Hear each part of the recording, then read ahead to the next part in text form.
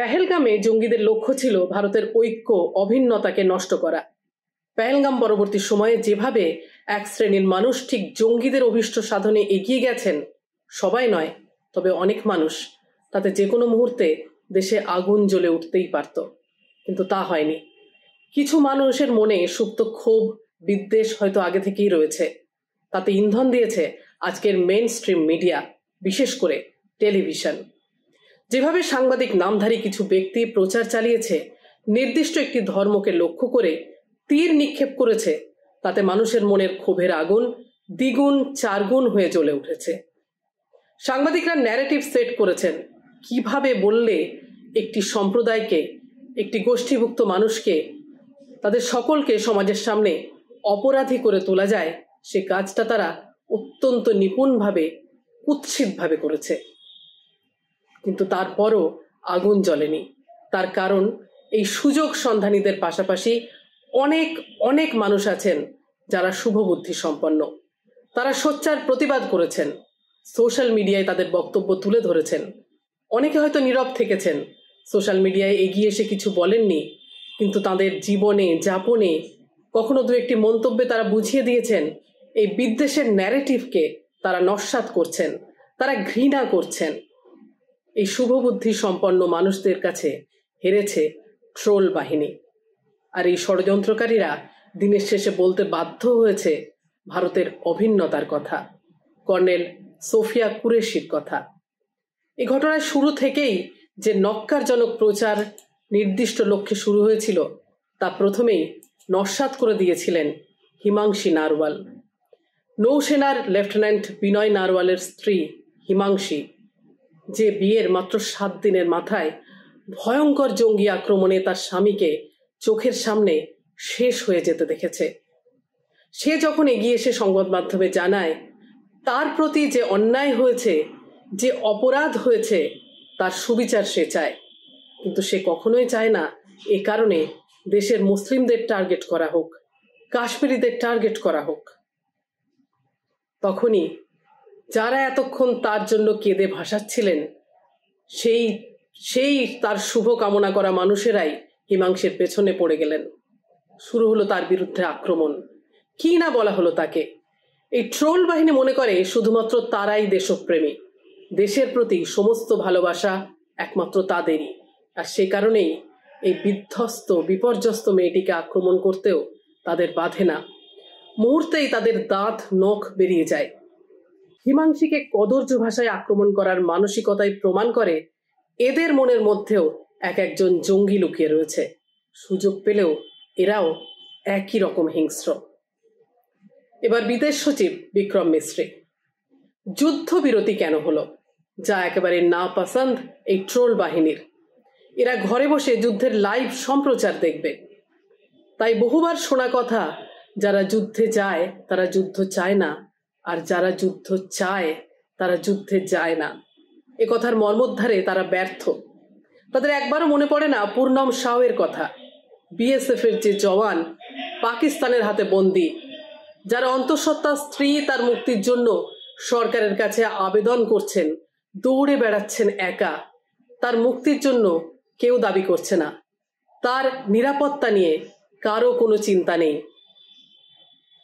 সেই কারণেই তারা বিদেশ সচিবকেও রেয়াত করে না।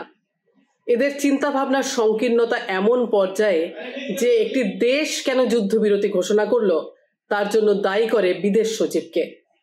শুরু হয়ে গেল আক্রমণ, তার পরিবার, তার মেয়ে, কাউকে ছাড় দেওয়া হলো না। শেষ পর্যন্ত এমন অবস্থা হলো যে তিনি তার টুইটার অধুনা এক্স অ্যাকাউন্টটি লক করে দিতে বাধ্য হলেন। এর মধ্যে দিয়ে বোঝা যায় এই ট্রোল বাহিনীর এই ধরনের যুক্তিহীন নীতিহীন কথাবার্তা একটা মানুষকে কতটা বিপর্যস্ত করে তুলতে পারে, কতটা খারাপ লাগা তার মধ্যে তৈরি হতে পারে যে বিদেশ সচিবকেও এভাবে আত্মরক্ষার পথ খুঁজতে হয়। এরপর বলবো হায়দ্রাবাদের করাচি বেকারির কথা। হায়দ্রাবাদ গেছেন অথচ করাচি বেকারির নাম শোনেননি এমন মানুষ খুব কমই আছেন। বহুদিনের পুরনো এই করাচি বেকারিকে তার নামের জন্য আক্রমণ করলো হিন্দুত্ববাদীরা। ভাঙচুর চালানো হলো এবং পরে জানা গেল এর মালিক একজন সিন্ধি হিন্দু ব্যক্তি, যিনি করাচি থেকে চলে এসেছিলেন এদেশে এবং তার জন্মস্থানের কথা মাথায় রেখে এই বেকারির নাম রেখেছিলেন করাচি বেকারি। তার শিকড়ের কথা মাথায় রেখেই এই নাম তারা রেখেছেন, জানিয়েছেন এই বেকারির মালিক। এখন এই বেকারির মালিক যদি একজন মুসলিম হতেন, তাহলেও কি তাতে ভাঙচুর চালানোর অধিকার কারো জন্মাতো? নিশ্চয়ই নয়। কিন্তু এই ভাবনা চিন্তা করার সময় কোথায় এদের? এদের এই সমস্ত অপকর্মের পেছনে ইন্ধনদাতা মেন স্ট্রিম মিডিয়াও যে রয়েছে, তারাই তো এদের উস্কানিদাতা। সোশ্যাল মিডিয়ায় স্বঘোষিত সামরিক বিশেষজ্ঞ প্রাক্তন লেফটেন্যান্ট গৌরব আরিয়া, তার মন্তব্যের জন্য ভারতকে ইরানের কাছে দুঃখ প্রকাশ করতে হয়েছে, ক্ষমা চাইতে হয়েছে। চরম বিদ্বেষী মন্তব্য করার জন্য এবং নির্দিষ্ট সম্প্রদায়কে টার্গেট করার জন্য এই ব্যক্তি গৌরব আরিয়া যথেষ্ট জনপ্রিয় সোশ্যাল মিডিয়ায়। ইরানের মন্ত্রী সম্পর্কেও কুৎসিত মন্তব্য করেছেন, যা তার স্বভাবসিদ্ধ। ইরানের নজরে আসে বিষয়টি এবং ইরান দূতাবাসের পক্ষ থেকে এক্সে মন্তব্য করা হয় যে ইরান অতিথিকে ভগবানের সমতুল্য মনে করে। আমরা অর্থাৎ ভারতীয়রা অতিথিকে কি মনে করি? ইরানে অবস্থিত ভারতীয় দূতাবাসের পক্ষ থেকে পরিষ্কার জানানো হয়েছে এই ব্যক্তি গৌরব আরিয়া, এটা তার ব্যক্তিগত মতামত, এর সঙ্গে দেশের চিন্তাভাবনা ভাবমূর্তির কোনো সম্পর্ক নেই। এবং এই কারণে এই অনাকাঙ্ক্ষিত ঘটনার জন্য আমার দেশ ভারতবর্ষ দুঃখিত। কিন্তু এই যে দুদেশের সম্পর্ক নষ্ট হতে বসেছিল গৌরব আরিয়ার এই ধরনের অপরিণামদর্শী মন্তব্যের জন্য, এর দায় কে নেবে? গৌরব আরিয়ার বিরুদ্ধে কি কোনো ব্যবস্থা নেওয়া হবে? শোনা যায় শাসক দলের বহু নেতাদের সঙ্গে তার ঘনিষ্ঠ যোগাযোগ, প্রধানমন্ত্রী স্বয়ং তার অ্যাকাউন্ট ফলো করেন।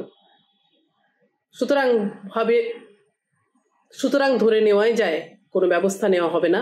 এবং এই ব্যক্তি গৌরব আরিয়া এখনো পর্যন্ত বিন্দুমাত্র লজ্জিত নয় তার এই ধরনের আচরণের জন্য। সবশেষে বলবো মধ্যপ্রদেশের এক মন্ত্রীর কথা, 8 বারের বিধায়ক বিজয় শাহ।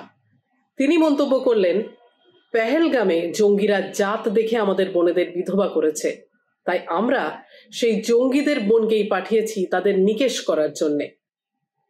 জঙ্গিদের বোন অর্থাৎ সোফিয়া কুরেশি। কর্নেল সোফিয়া কুরেশি তার ধর্মের জন্য এদের চোখে জঙ্গিদের বোন। কত নিকৃষ্ট মানসিকতা হলে এইভাবে একজন মানুষকে, একটি সম্প্রদায়কে দাগি বানিয়ে তোলা যায়। 26 বছর সেনাবাহিনীতে কাজ করছেন কর্নেল সোফিয়া কুরেশি। সেনাবাহিনীর কর্মী মানে দেশ রক্ষায় তারা জীবন পণ করেন, আর ঘরে বসে ট্রোল বাহিনী কি অনায়াসে তাকে বলে দেয় জঙ্গির বোন। ন্যূনতম লজ্জা বিবেক থাকলে এই ধরনের মন্তব্য করা যায় না। এখন এই ব্যক্তি যিনি মধ্যপ্রদেশের মন্ত্রী, তার কি কোনো শাস্তি হবে? কেড়ে নেওয়া হবে কি তার মন্ত্রিত্ব? কিছুই হবে না, কারণ অতীতেও এমন অনেক কথা শোনা গেছে কিন্তু কিছুই হয়নি।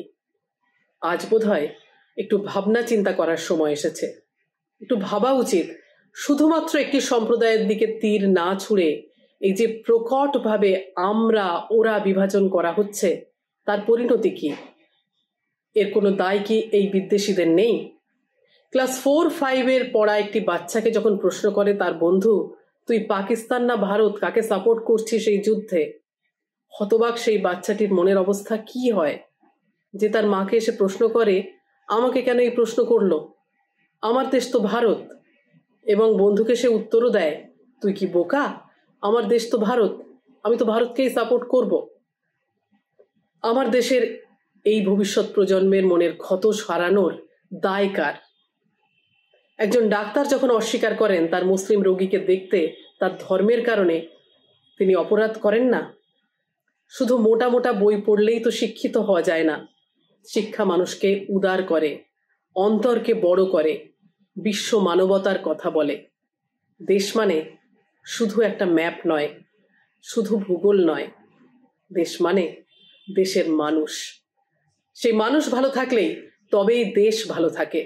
আর তাই দিনের শেষে অতি বিদ্বেষী ন্যারেটিভ সৃষ্টিকারী মানুষকেও স্মরণ করতে হয় দেশের বীর সন্তান মিসাইল ম্যান এপিজে আব্দুল কালামকে।